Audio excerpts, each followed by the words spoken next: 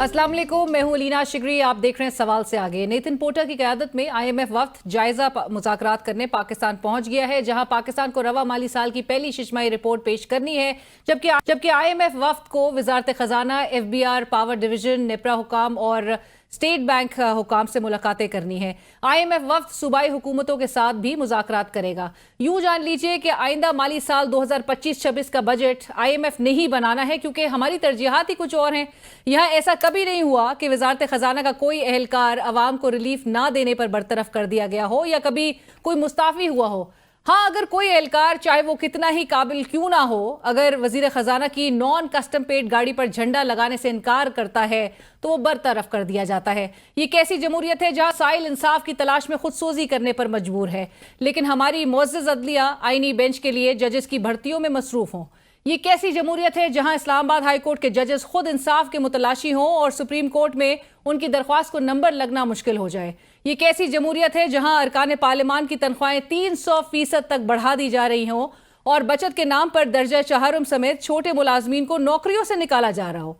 ये कैसी जमहूरियत है जहां रेंजर्स एहलकारों पर गाड़ी चढ़ाने वाला मरकजी मुल्जिम जमानत पर रिहा हो जाता है, लेकिन इसी केस की आड़ में हुकूमत पुरअमन एहतजाज पर ताकत का इस्तेमाल करती हो, ऑपोजिशन की क़यादत पर FIRs दर्ज करती रहे। ये कैसी जमहूरियत है जहां हमारे वजीर इत्तलात अता तारड़ साहब नंबर्स के गोरख धंधे में उलझा कर अवाम को मिसलीड करते हैं। कहते हैं कि जब मुल्क हमारे हवाले हुआ तो डिफॉल्ट के दहाने पर था, लेकिन 2022 की फाइनेंशियल रिपोर्ट्स और इकोनॉमिक सर्वेस तारड़ दावे को सपोर्ट ही नहीं करते और ना ही तारड़ साहब के वजीर आजम शहबाज शरीफ उनसे इत्तेफाक करते हैं।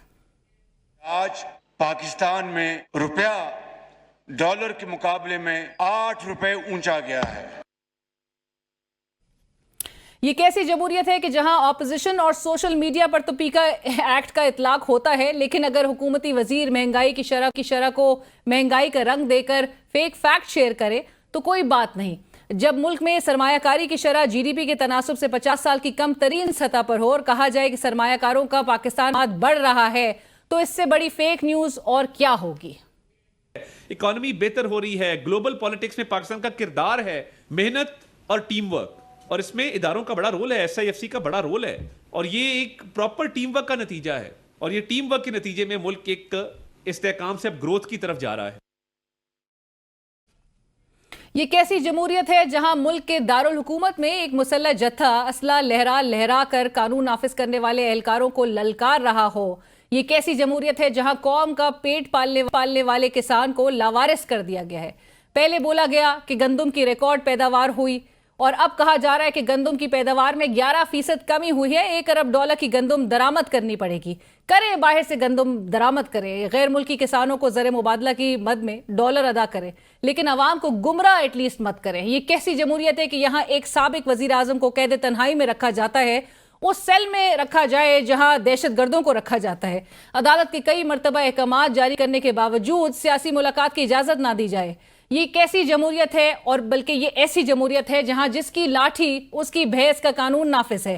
पाकिस्तान तहरीक इंसाफ के सेक्रेटरी इत्तलात शेख वकास अकरम है कि अगर अदालती अहकामात पर अमल नहीं होता तो फिर चीजें एहतजाज की तरफ जाएंगी। इस किस्म की छिछोरी हरकतें की जाए ताकि जो है पाकिस्तान तहरीक इंसाफ का वर्कर जो है उसको आप इश्तियाल दिलाने की कोशिश कर रहे हैं। अदालती अहकामात को ऐसे ही हवा में उड़ाते रहेंगे तो मैं ये समझता हूं कि फिर चीजें जो है वो एहतजाज की तरफ जाती हैं। सीनियर कानूनदान, सीनियर रहनुमा पाकिस्तान तहरीक इंसाफ डॉक्टर बाबर अवान साहब इस वक्त हमें प्रोग्राम में ज्वाइन कर रहे हैं। डॉक्टर साहब अस्सलाम वालेकुम, बहुत शुक्रिया आपने प्रोग्राम के लिए वक्त निकाला। Thank you, it's an honour to have you in the programme. Doctor साहब, टू बिगिन विद मैं चाहूंगी कि गवर्नमेंट कल के रोज अपना एक साल मुकम्मल करने जा रही है। शुरुआत इसी से करते हैं जहाँ पे मैंने जिक्र किया, इमरान खान साहब तो इस पास्ट ईयर को डिस्क्राइब कर रहे हैं as a year that has brought unprecedented operation. आप किस तरह से नरेट करेंगे इस एक साल को? पाकिस्तान की तारीख का एक डार्क ईयर उसको कहा जा सकता है। ये काला साल था, काला शाह काला, और उसका पहला जो इशू है वो ये है कि कोई मुल्क ऐसा जो कॉन्स्टिट्यूशन के नाम के ऊपर बना हो और कॉन्स्टिट्यूशन की वजह से उसमें सूबे मुत्तहिद हों, कॉन्स्टिट्यूशन की वजह से लोगों को उम्मीद हो कि हमें कुछ मिल सकता है। इस मुल्क में हमारी भी कोई हिस्सेदारी है, सिर्फ जो काबिज अशखास या माफियाज हैं उनकी नहीं है ये सरजमीन। तो उसका इस साल जितना ये काला साबित हुआ اس سے پہلے پاکستان کی تاریخ کے 76 سالوں کو جمع کریں اگر تو ساری کالک ایک طرف اور 1 سال کی کالک ایک طرف. دوسرا ہوتا ہے کہ ملک کیا ہے. معیشت اور لوگوں کے ریلیف کے حوالے سے بھی ایک ڈارک سال تھا. جو تیسری اور سب سے بڑی بات ہے وہ یہ ہے کہ پاکستان نہیں ساری دنیا کے اندر جوڈیشری انڈیپینڈنٹ ہوتی ہے. اب جو ججز ہیں ان کے حوالے سے ایک بڑی خطرناک صورتحال پیدا ہو گئی ہے، اس لیے کہ حکومت یہ سمجھتی ہے اور کہتی ہے وہ اندرون خانہ، اور ان کے جو وکلا ہیں دوسری طرف کے بھی وہ بھی ملتے رہتے ہیں اس طرف کے وکیلوں سے بھی، اور وہ اس بات پہ پریشان ہیں وہ سارے کے سارے وکیل جو ہیں کہ اب یہ ایک ہم خیال عدلیہ، یعنی ہم خیال کوئی یونین تو ہو سکتی ہے سی ڈی اے کے اندر یا ایل ڈی اے کے اندر، لیکن جوڈیشری میں ہم خیالی کا کوئی تصور نہیں ہے. تو میرا نام فلاں نہیں ہے تو مجھے بگا سنگھ یاد آ جاتا ہے پھر. جی کریں گے. یہ میرے خیال میں کسی وقت سرپاس کرتے ہوئے نیپال میں گھس جائیں گے دوڑ کے، اور کوئی طریقہ ان کے پاس نہیں ہے. آپ اس کی اکانومی دیکھیں کہاں ہے، آپ اس کی پروڈکشن دیکھیں کہاں ہے، آپ اس کی آئی ٹی دیکھیں کہاں ہے. یا تو سارا زور سارے ادارے مل کے اس بات پہ لگا رہے ہیں کہ کوئی بچہ ٹویٹ نہ کر جائے. اور آخری بات، لوگوں کی امید ہوتی ہے ملک کے ساتھ. یہ بہت بڑی بات ہے اور بنیادی بات ہے. کسی ملک کے آپ سارے ڈینامینیٹرز بھی اگر ٹھیک ہیں اور امید نہیں ہے تو یہاں کس طرح سے امید ہو سکتی ہے؟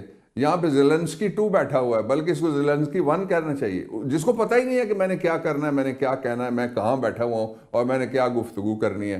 تو اس لیے یہ تاریخ کا سیاہ ترین اور گورننس کے اعتبار سے راجنیتی کا ناکام ترین اور امید کے اعتبار سے پاکستان کے لوگوں کے لیے پریشان ترین سال تھا.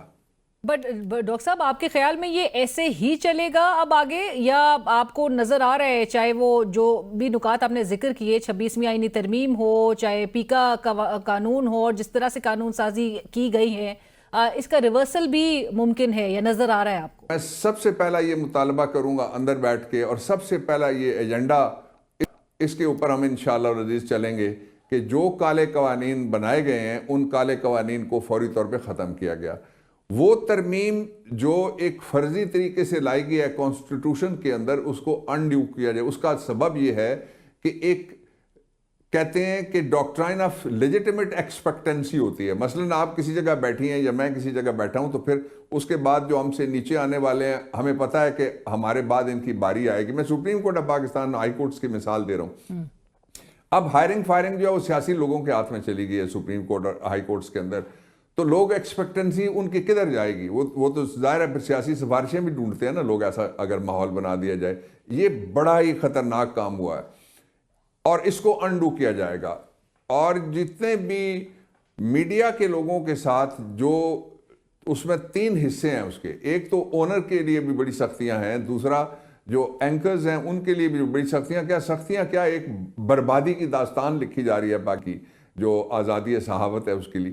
اور پھر جو ورکرز اس وقت میرے سامنے بیٹھے ہوئے ہیں یا رپورٹنگ کرتے ہیں، گلی گلی گھومتے ہیں، اور یا ویلاگرز بلاگرز ہیں جو یوتھ ہے. اب تو آلٹرنیٹ میڈیا آ گیا، جو میجورٹی میڈیا تو وہ ہے جو لوگ دیکھتے ہیں. تو اس سارے کے لیے جو قوانین ظالمانہ، غاصبانہ اور ایک طرح سے وہ حملہ وارانہ قسم کے کہ جو زبان بولے گی پتھر کی بنا دی جائے گی، کسی نے کہا تھا، وہ کام کیا جا رہا ہے. اس سب کو ریورس کریں گے. راستہ آگے بڑھنے کا موجود ہے، لیکن ہم تاخیر کر رہے ہیں. تاخیر ہو چکی ہے پہلے ہی. تدبیر کرنے کی ضرورت ہے. تدبیر کے 3 نکات ہیں. پہلا نکتہ یہ ہے کہ پاکستان کے لوگوں کی وہ آزادیاں جو ساری دنیا کو اور جو پڑوسی ملکوں کو حاصل ہیں، وہ ساری آزادیاں ان سے تھوڑا سا بڑھ کے نہیں تو اتنی آزادیاں جو آئین میں لکھی ہوئی ہیں وہ ساری کی ساری فوری طور پہ بحال کی جائیں. دوسرا اس کا پہلو یہ ہے کہ پاکستان کی جو اس وقت پولیٹیکل پلس ہے اس کو ریکگنائز کرنے کی ضرورت ہے. پولیٹیکل پلس کا نام ہے عمران خان. جب تک اس کو رعایت کوئی نہیں چاہیے کسی سے بھی. جب تک عمران خان کے خلاف جتنے پولیٹیکلی بنائے گئے کیسز ہیں ان کو فیئر طریقے سے اوپن ٹرائل نہیں کیا. میں آپ کو مثال دیتا ہوں اوپن ٹرائل کی. مجھے آج شام کسی اور نے بھی پوچھا، not the television. Open trial یہ ہوتا ہے کہ ذوالفقار علی بھٹو کے خلاف ایک جھوٹا مقدمہ شہید کے خلاف بنایا گیا قتل کا. ایک سیاسی دور نہیں تھا، ایک مارشل لائی دور تھا، لیکن وہ ہائی کورٹ کے اندر اس بڑے لیڈر کا مقدمہ چلا. اس کے بعد نواز شریف کا مقدمہ اوپن کورٹ میں، اس کے بعد شہباز شریف کا مقدمہ اوپن کورٹ میں، اس کے بعد باسی صاحب کا مقدمہ اوپن کورٹ میں، اس کے بعد راجہ پرویز اشرف کا مقدمہ اوپن کورٹ میں.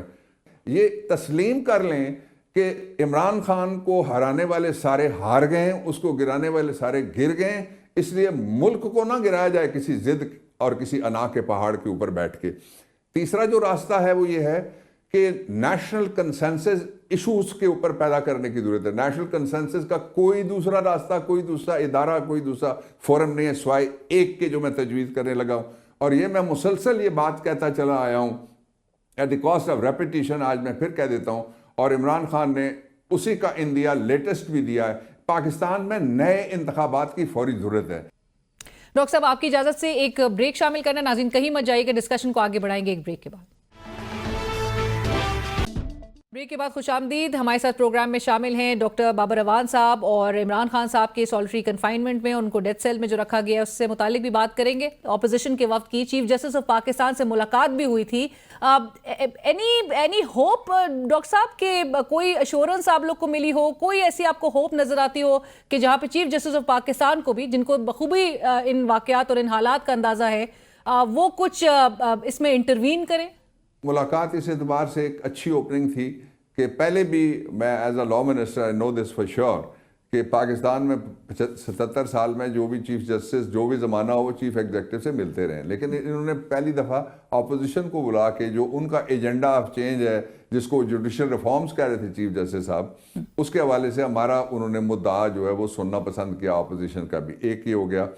اب دوسرا یہ کہ جو ہتھ کنڈے فاشسٹ استعمال کیے جا رہے ہیں اور جس کے ذریعے سے ہر بولنے والی آواز کو, جو نوکری پہ بیٹھا ہوا بولے گا اس کو نوکری سے, میں گورنمنٹ سروس کی بات نہیں کر رہا, وہاں تو اجازت ہی نہیں ہے, جن کو اجازت نہیں ہے وہ سارے سیاست میں آ گئے ہیں, وہ سارے پالیٹکس کر رہے ہیں. ہم جو اپنے خرچے پہ پالیٹکس کرنے والے لوگ ہیں ان کو کسی جگہ اندرونی اجتماع کرنے کی بھی اجازت نہیں ہے. اچھا, اس کا نتیجہ ایک نکلا ہے, بڑا خطرناک قسم کا نتیجہ. دنیا ساری کے لوگ پاکستان کے اندر موجود ہیں, دنیا ساری کی ایمبیسیز پاکستان کے اندر موجود ہیں, ڈپلومیٹک مشن موجود ہیں, یہاں سے اتنے بڑے تھدے بنا کے وہ ڈوسیئرز کے بھیج رہے ہیں کہ پاکستان میں جو بلوچستان کے اندر کس طرح سے اغوا کاری ایک دن کا معمول بن گیا اور ریاستی اغوا کاری ہوتی ہے ساری جگہ سے. اب تو یہ ہم سنتے تھے, پرانی بات ہے, اب تو لاہور میں بھی ہوتی ہے, اسلام آباد میں بھی, کہاں نہیں ہوتی. یہ ساری صورتحال ہے. اس کا نتیجہ یہ نکلا ہے کہ پاکستان کو ادارہ جاتی نقصان پہنچنا شروع ہو گیا ہے. لوگوں نے انگلیاں اٹھانا شروع کر دی. ہم کتنا لوگوں کو پہ پابندی لگائیں گے؟ اگر میں اور آپ ہماری گفتگو کے ذریعے سے سچ لوگوں کو نہیں ملے گا تو وہ پھر جائیں گے سوشل میڈیا کے اوپر جہاں سچ موجود ہے, اس کو تو نہیں روکا جا سکتا. بالکل. اچھا, ایک یہ ہو گیا. دوسرا جو ہے وہ یہ ہے کہ کیا ہم امید چھوڑ دیں؟ امید کا دامن یہ چھوڑنا میرے خیال میں مناسب نہیں ہے, اس لیے کہ ملک ہمارا ہے. لوگ آتے ہیں سرکاری ملازم, ہم بڑے تگڑے ہم نے دیکھے, وہ دو یوں کر کے والا وہ بھی چلا گیا. تو اس سارے صورتحال میں دنیا نے پاکستان کو ایک جمہوری اعتبار سے مشکوک ملک اور معاشی اعتبار سے مفلوق الحال ملک اور جو مستقبل کے حوالے سے وہ مایوس کن ایک سوسائٹی قرار دے رکھا ہے. اس میں سے کون نکال سکتا ہے ہمیں؟ آپ جتنی مرضی بڑھ کے مار لیں, پاکستان کے اندر آپ ماریں گے. دنیا میں آپ جا ہی نہیں سکتے کسی جگہ جا کے کسی فورم کے اوپر اپنے آپ کو ڈیفینڈ نہیں کرنے کے قابل رہ گئے. ڈاکٹر صاحب اب تو بلکہ باتیں ہو رہی ہیں, بات نہیں ہے امریکہ میں بھی بلکہ سینکشنز کی باتیں ہو رہی ہیں اور کہ سینکشنز امپوز کرنے کی بات ہو رہی ہے یہاں کے بیوروکریٹس اور آرمی آفیشلز کے حوالے سے. اگین سوال میرا آپ سے بھی ہے کہ وڈ یو سپورٹ دیٹ کہ اگر اس قسم کے ایک ایکسٹریم نہج پہ اب جو ہے وہ معاملات ہمیں جاتے ہوئے جہاں پر دکھائی دے؟ پہلے تو ذرا وجہ پہ آئیے نا جی. جو لوگ یہ کہہ رہے ہیں کہ امریکہ نے کچھ کیا تو ہم نے اڈی مار کے دھرتی ہلا دینی ہے, کیوں بڑھ کے مارتے ہو؟ اپنی اوقات دیکھو, اپنا کشکول دیکھو, اپنی بھیک دیکھو, اپنے برانڈڈ سوٹ دیکھو, جو قرض کھا چکے ہو وہ دیکھو, جو قرض مانگ رہے ہو اس کے عوض کیا کیا تم نے پاکستان کا نہیں گروی رکھ دیا وہ دیکھو. اب آپ کس طرح سے جواب دیں گے کہ رول آف لا کدھر ہے پاکستان میں, رول آف کانسٹیٹیوشن کدھر ہے؟ ڈاکٹر صاحب, عمران خان صاحب نے ٹائم میگزین میں جو آرٹیکل ان کا شائع ہوا اس میں انہوں نے بتایا کہ from my confinement in a solitary cell I witness the heart breaking reality of a nation gripped by authoritarian rule. آج شیخ وقاص اکرم صاحب بھی پریس کانفرنس میں ریٹریٹ کر رہے تھے کہ ان کو ڈیتھ سیل میں رکھا گیا ہے.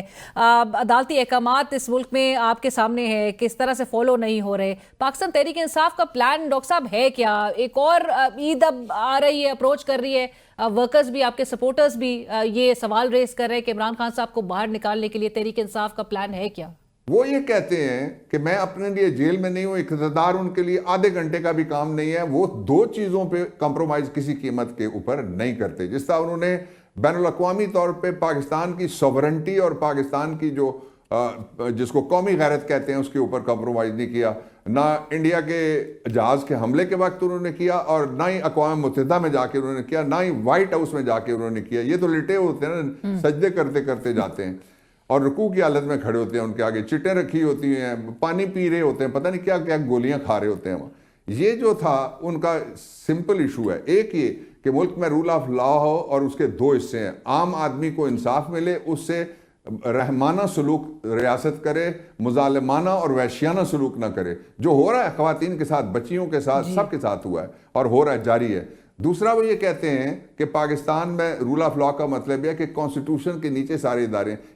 جو پاکستان تحریک انصاف ہے اس سے لمبی تحریک اس ملک کی تاریخ میں کیا انڈیا میں بھی کسی نے، یعنی یہ تاج برطانیہ کے خلاف اس طرح کی لمبی تحریک چلی تھی، لیکن اس طرح کے مظالم وہاں بھی نہیں ہوئے تھے سوائے جلیاں والا باغ کے، جہاں پہ لوگوں کے اوپر گن چلائی گئی تھی. Please allow me to ask you doctor صاحب، اب آپ لوگ پروٹیسٹ کریں گے کیونکہ عمران خان صاحب ایک کال دے رکھے ہیں، انہوں نے عید کے بعد وہ احتجاج کے لیے انہوں نے کال دے رکھی ہے، ایک نیشن وائڈ پروٹیسٹ کے وہ بات کر رہے ہیں. آپ کے جو اپوزیشن کی دیگر جماعتیں ہیں وہ پرہیپس سیم پیج پہ نہیں نظر آتی، ان کے لیے ایک لاسٹ ریزورٹ ہوگا پروٹیسٹ کرنا. مولانا صاحب کی اگر بات کی جائے ان کی جماعت کی، تو وہ ابھی تک وہ نیشنل کانفرنس کا ڈکلیریشن کو سائن نہیں کر چکے ہیں. سو مشکلات ہے، لیکن کیا پاکستان تحریک انصاف ایسے میں اگر دیگر اپوزیشن جماعتیں سپورٹ نہیں کر رہی ہوں، کیا سولو فلائٹ لے گی یا پھر اپنے موقف میں کوئی تبدیلی دیکھنے میں آئے گی آپ کے؟ دیکھیے یہ دو باتیں علیحدہ علیحدہ ہیں. ایک تو ہر پولیٹیکل پارٹی کا اپنا ایجنڈا ہے، وہ ہمارے ساتھ کتنا چل سکتی ہے. جو 1 قدم چلے اس کا شکریہ، جو 100 قدم چلے اس کا شکریہ، جو احتجاج تک پہنچے اس کا بھی شکریہ. دوسرا اس کا پہلو یہ ہے کہ ہم نے تو سارے خوف کے بت ایک دفعہ نہیں مسلسل توڑے ہیں، 3.5 سال ہو گئے ہیں اب تو اس لیے جب بھی عمران خان کہیں گے لوگ پہلے سے زیادہ جذبے کے ساتھ ہمیشہ نکلے ہیں، لوگ اب بھی نکلیں گے. لیکن ملک کو امتحان میں ڈالنے والے سوچیں کہ وہ اپنی انا کے لیے اور جو ان کے مفادات ہیں، اور مفادات تو زیادہ تر حاصل ہو گئے ہیں، جو کرنا تھا انہوں نے کیس بھی چھڑا لیے اور اپنے قیدی بھی چھڑا لیے، اپنے پیسے بھی چھڑا لیے. تو اب اس ملک کو زندہ رہنے دیں، اس ملک کو چلنے دیں، اس ملک کو ایک وائبرنٹ اکانومی بننے دیں. Right, thank you so much doctor Babar Rawan صاحب، بہت شکریہ sir for your time and hearing your views.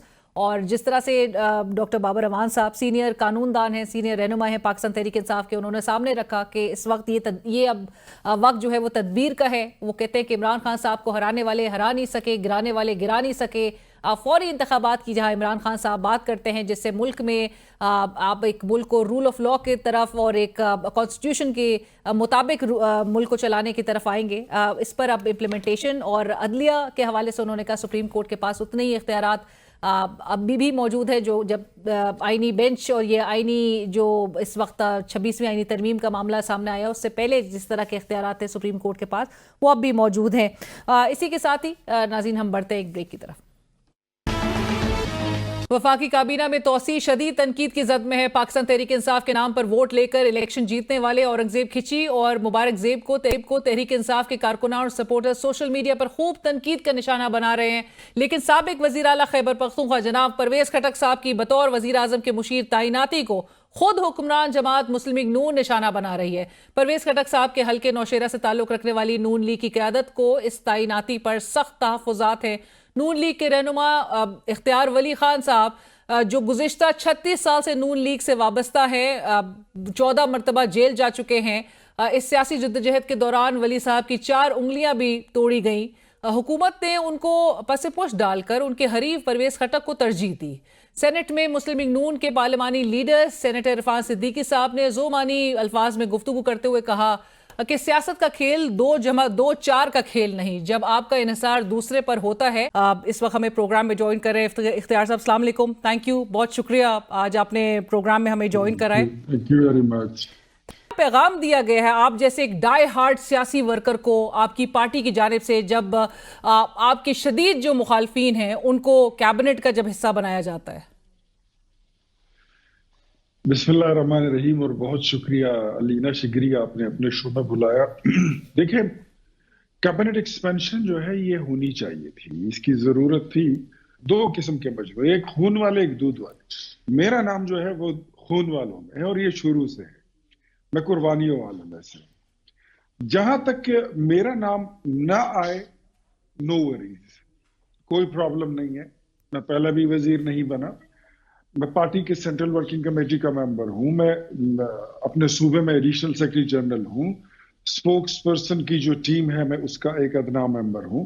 میرے لیے یہ بہت ہے. سیاست میرا شوق ہے, یہ میرا پیشہ نہیں ہے, یہ میری مجبوری نہیں ہے, اپنے شوق سے کرتا ہوں. پاکستان سے محبت ہے, جمہوریت سے, سول سپریمیسی سے. تو اگر مجھے نہ بناتے تو کوئی پرابلم. لیکن ایک ایسا شخص جس کے گلے میں BRT کا توک ہو, جس کے گلے میں بلین ٹری کے آدھے درخت, ہم ان کو کہتے تھے کہ ہمیں دکھا دو ہم مان جائیں, وہ نہ دکھا سکے. جو معلم جبری کے اراضی سکینڈل کا جو اربوں روپے کا سکیم ہے, اس کا وہ مرکزی کردار ہو. پھر اس کے علاوہ اور اس کے کوئی اس طرح درجنوں وارداتیں ہیں. مطلب ایک ڈیم بنانا جو اس نے 5-6 ارب روپے, 10 ارب روپے کا ایک ڈیم بنا ہے اور اس میں ایک بوند پانی نہیں ہے. پر اختیار صاحب, پھر آپ کہنا چاہ رہے ہیں کہ پرویز خٹک صاحب ایک کرپٹ آدمی ہیں؟ میں اگر آپ مجھے کہنے دیں میں بتا رہا ہوں آپ کو. وہ ڈیم جو انہوں نے بنائے ہیں اس میں ایک بوند پانی نہیں ہے. پشتے انہوں نے بنائے ہیں دریاؤں کے کنارے, اس میں پانی گھس جاتا ہے. ادھر خیبر پختونخوا کی سیاست کو جتنا وہ گندا کر سکتے تھے ایک بور اور ایک کلاس 4 کی نوکری پر, اس سے زیادہ اس بندے کی کنٹریبیوشن کیا ہے. اور اگر کوئی یہ سمجھتا ہے کہ وہ پاکستان تحریک انصاف کو کوئی نقصان پہنچا دے گا یا اس میں وہ کامیاب ہوگا, یہ کام ہم سے بہتر کوئی نہیں کر سکتا. بیکاز ہم جینین لوگ ہیں, ہم جینین ورکر ہیں. ہم پارٹی کے لیے, آپ نے 34 سال کا ذکر کیا, میں کہتا ہوں میری اپنی لائف ٹائم انویسٹمنٹ ہے. ایک نظریے کے ساتھ, ایک جھنڈے کے ساتھ, ایک لیڈر کے ساتھ, ایک جماعت کے ساتھ اور ایک کاز کے ساتھ, اور پاکستان کے ساتھ. ایسا بندہ جس کو 2024 میں ہم نے دیکھا, جو خود کہتا ہوتا تھا کہ مجھے اسٹیبلشمنٹ نے لانچ کیا ہے اور میں PTI کو میں نے کٹ ڈاؤن کرنا ہے. تو کیا ہوا, اس کا رزلٹ کیا نکلا؟ PTI کے پاس خیبر پختونخوا اسمبلی میں پہلے 2/3 کی اکثریت تھی اور 2024 کے الیکشن کے بعد ان کے پاس 3/3 اکثریت ہو گئی ہے. تو ایسے بندے کی کیا کریڈیبلٹی ہے, مجھے سمجھ نہیں آتی کہ اس کو جو میرے خیال میں کیبنٹ میں شامل کر کے ایک اچھی کابینہ پر, ایک اچھی گورنمنٹ پر, شہباز شریف کی وہ حکومت جس نے ایک ٹوٹتے اور دیوالیہ ہوتے پاکستان کو بچا لیا, اس پہ ایک ایسا بندہ اس کی کیبنٹ میں بیٹھ جائے جو میرے خیال میں ایک بدنما داغ سے, اس سے زیادہ اس کی کوئی حیثیت نہیں ہے. میرے خیال میں اٹس اے اسٹگما. بٹ اختیار صاحب, سینیٹر عرفان صدیقی صاحب کہتے ہیں کہ سیاست 2+2=4 کا کھیل نہیں ہے, اس میں سمجھوتے ہوتے ہیں. شہباز شریف صاحب کی کیا مجبوری ہوگی اختیار صاحب, کیونکہ جن کے لیے آپ کہہ رہے ہیں کہ آپ کے لیڈر کو جو گالی دے, لیڈر کی بیٹی کو گالی دے, آپ کے نظریے کو جو گالی دے, آپ تو اس سے ملنا بھی پسند نہیں کر رہے, اور آپ کی 15 سال سے ایک مخالفت چلی آ رہی ہے. بٹ آپ کا لیڈر اگر اپنی کابینہ میں ان کو شامل کر رہے ہیں تو وہ کس حد تک مجبور ہیں؟ دیکھیں, یہ تو میں ان سے مل کر ہی, جب میری ملاقات ہوگی تو میں ضرور سامنے رکھوں گا اور سوال میں اٹھاؤں گا کہ ایسی کیا مجبوری تھی کہ ایسے شخص کو شامل کیا. جہاں تک آپ نے بات کی کہ بالکل پرویز خٹک نے ہمارے لیڈر کو, ہماری قیادت کو, ان کے گھر والوں کو, ان کے بچوں کو بھی نہیں بخشا, اور انہی باتوں کی وجہ سے اور ان کی کرپشن کی وجہ سے اور ان کی بد کرداری کی وجہ سے جو ان کے معاملات ہیں سیاسی, معاشی وغیرہ وغیرہ وغیرہ, اس کی وجہ سے میں گزشتہ تقریباً 15-16 سال سے میں ان کے ساتھ ہاتھ ملانا بھی اپنی توہین سمجھتا ہوں. اور میرا میں نہ ان کی کسی میت شادی پہ جاتا ہوں اور نہ ہی کبھی میں نے ان کو، بلکہ میں ان کو کہتا ہوں کہ ہمارے گھر میت ہوئی آپ نہ ہی آئے تو آپ کی مہربانی. اور سینیٹر عرفان صدیقی صاحب جن کا میں نے ابھی ذکر کیا وہ کہہ رہے ہیں سمجھوتے ہو رہے ہیں. آپ کو لگ رہا ہے کہ موجودہ حکومت جو ہے وہ سمجھوتے پر ہی اس وقت چل رہی ہے؟ کیونکہ آپ اکیلے نہیں ہیں جن کو نظر انداز کیا جا رہا ہے. خیبر پختونخوا کے لیول پہ آپ شاید اکیلے ضرور ہے، لیکن خرم دستگیر صاحب ہو، خواجہ سعد رفیق صاحب ہو، جاوید لطیف صاحب ہو، ایک لسٹ طویل ہے اور سب یہی بات کہہ رہے ہیں کہ یہ فیصلے جو ہے وہ کہیں اور ہو رہے ہیں. بات کی میری قیادت کی تو دیکھیں نواز شریف ہمارے لیڈر ہیں، شہباز شریف صاحب ہمارے کیپٹن ہیں، وہ فیلڈ میں ہیں اور نواز شریف صاحب کی ہدایات کے مطابق ہی سب کچھ ہو رہا ہے. جہاں تک آپ نے کیبنٹ میں انڈکشن کی بات کی ہے تو میں نے عرض کیا کہ جب تک میں اپنے لیڈر سے مل نہ لوں مجھے بھی کوئی جلدی نہیں. اور آپ نے اختیار صاحب یہ بھی ذکر کیا تھا کہ آپ کو کال آئی تھی، آپ کو انویٹیشن کی اور اس کے بعد پھر آپ کو منع کر دیا گیا تھا. جی بالکل، مجھے پی ایم پروٹوکول کی کال آئی تھی، مجھے 3 دن پہلے کال آئی تھی 28 سے 28 کی جو جس دن یہ حلف تھا جی. تو پھر اس سے پھر 1 دن پہلے پھر کال آ گئی کہ the meeting has been cancelled. میں کہا فائن ٹھیک ہے. سر کیا جذبات ہیں، کیا رد عمل ہے وہاں کے لوگوں کا؟ have they reacted very strongly؟ بہت زیادہ مسلم لیگ نون کے کارکن بالخصوص اور دیگر پارٹیوں کے، ایون میں نے ANP کے لوگوں کا دیکھا ہے، پاکستان پیپلز پارٹی کے لوگوں کا، JUI کے لوگوں کا، جماعت اسلامی کا، ایون تحریک انصاف کے لوگوں ہم نے دیکھا ہے کہ کوئی اصول تو ہونا چاہیے. ایک بندہ جس کی کوئی کریڈیبلٹی نہیں ہے، جو اس کا کون سا ایسا کام ہے؟ کیا ہم نے 2024 کے الیکشن میں نہیں دیکھا کہ وہ اس کو ایک ڈیفیکٹو چیف منسٹر جتنے پاورز دیے گئے تھے تمام ضلعوں میں وہ اپنی مرضی کے DC AC DPOs بٹھا رہا تھا، اٹھا رہا تھا، اپنے بندے لگا رہا تھا، DEOs میل فیمیل، پولیس کی بہت بڑی نفری اس کے ساتھ چلتی پھرتی تھی. یہ ہوٹر بجتے تھے، سائرن بجتے تھے کہ صاحب آ رہے ہیں، صاحب جا رہے ہیں، اور جلسے میں صاحب کہتے تھے کہ مجھے دیکھ لو، میری شکل پہچان لو، میں ہوں کون، میں ہوں ڈان، آپ کے اگلے الیکشن کے بعد انشاءاللہ میں آپ کا نیکسٹ CM بننے والا ہوں ایک بار پھر. رائٹ. اور اس کے بعد ہوا کیا؟ وہ بیچارے اب کونسلر بھی نہیں رہے. تو اب ایسے بندے سے کیا کام لینا مجھے سمجھ نہیں آئی. جو بھی اس کو لایا، چاہے جو بھی لایا، ذرا سوچے تو صحیح کہ اس سے وہ کیا کام لے سکتے. سر یہی تو بات ہے. اب آپ نے اختیار صاحب آپ نے اپنی آج اپنی ٹویٹ میں کارتوس کیا کر سکتا ہے؟ رائٹ، ایک چلا ہوا کارتوس آپ کہہ رہے ہیں کہ کیا کر سکتا ہے، لیکن آج اپنی ٹویٹ میں آپ نے لکھا کہ 2013 کے الیکشن میں تبدیلی کو خیبر پختونخوا سے لانچ کرنے کے لیے مجھے ہروا دیا گیا، 2018 میں تبدیلی کو لانے کے لیے مجھے ہروا دیا گیا، 2024 میں تبدیلی کو بیلنس کرنے کے لیے ہروا دیا گیا، اور اب تبدیلی کی باقیات پرویز خٹک کو ہمارے سر پر تھوپ دیا گیا. تو سر اگین تھوپا کس نے ہے؟ یہ کون کر رہا ہے؟ یہی تو میں نے آپ کو کہا نا، اس کے لیے تھوڑا وقت چاہیے. لیٹ می میٹ مائی قیادت. اور جو آپ نے میری ٹویٹ کا ذکر کیا تو دس از ویری ٹرو. سر لیکن فیصلہ لیکن شہباز شریف صاحب کا، آپ نے کہا کہ تھوپ دیا گیا، یہ تھوپا شہباز شریف صاحب نے. ضروری تو نہیں ہے شہباز شریف صاحب ہوں. شہباز شریف صاحب sir chief executive prime minister of the country. Yes, prime minister of the country. سیاست کا آپ کو پتا ہے سیاست میں مجبوریاں بھی ہوتی ہیں. اس کی جو یہ ساری کمپوزیشن جو ہے نا سیاست میں صرف سوال میرا سن لیجئے اختیار صاحب، سیاست میں صرف آپ جیسے ورکر، آپ جیسے ایک ڈائی ہارڈ سیاسی ورکر کے لیے مجبوریاں ہیں، سمجھوتے ہیں. سیاست میں نواز شریف صاحب کے بیٹے وزیر اعظم بن جاتے ہیں، بھائی وزیر اعظم بن جاتے ہیں، بیٹی وزیر اعلیٰ بن جاتی ہیں، سمدھی ڈپٹی پرائم منسٹر بن جاتے ہیں، لیکن سمجھوتا جو ہے وہ صرف ایک سیاسی ورکر، آپ جیسے سیاسی ورکر کے لیے ہوتا ہے. میڈل کلاس کے بندے کو پوزیشن لینا جو ہے نا اس کو بڑا زور لگتا ہوتا ہے، بڑا ٹائم لگتا ہے. کسی جنرل کا بیٹا ہو، کسی بہت بڑی لیڈ کلاس کے اس کا بیٹا ہو، وہ ایک الگ چیز ہوتی ہے.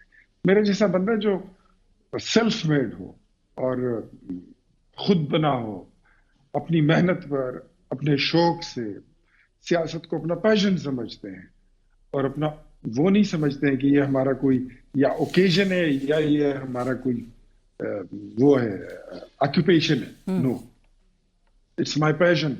ये हमारी तिजारत नहीं है, हमारा पेशा नहीं है। और इख्तियार साहब तो ये इस जरूर तरह बता दीजिए, के- आपके ये जो परवेज खटक साहब, ठीक है उनको फेडरल कैबिनेट में शामिल कर लिया गया, लेकिन आपके इल्जामात अपनी जगह पर मौजूद हैं, या आपने जिस तरह ट्वीट किया था कि अब ये दाग धुल गए हैं?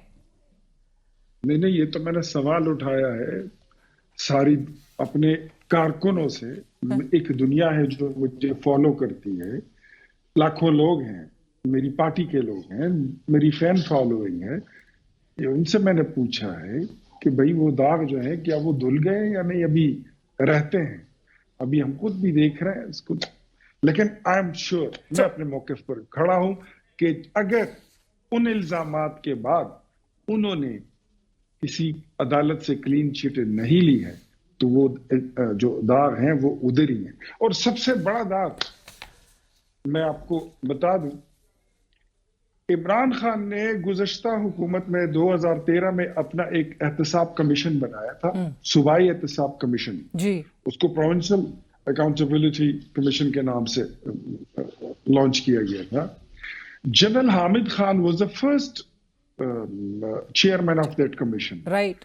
और उन्होंने 3-4 महीने जब काम किया तो उसके बाद जब उन्होंने अपनी रिपोर्ट पेश की इमरान खान को, उसमें लिखा गया था कि आपका chief minister, sitting chief minister Parvez Khattak along with his cabinet, they needs to be behind the bars, इनको जेल भेजना चाहिए। ये करप्ट उसमें सर्विसेज में ये इन्वॉल्व है, ये मलाफाइडीज में इन्वॉल्व है, ये किकबैक्स में इन्वॉल्व है। वो कमीशन अपनी जगह पर अगर इंटैक्ट है तो मेरा मौकफ वहीं पर पड़ा हुआ है। इख्तियार वली साहब, थैंक यू सो मच, बहुत शुक्रिया। और इसी के साथ ही प्रोग्राम की टीम अलीना शिगरी को इजाजत दीजिए। अल्लाह हाफिज।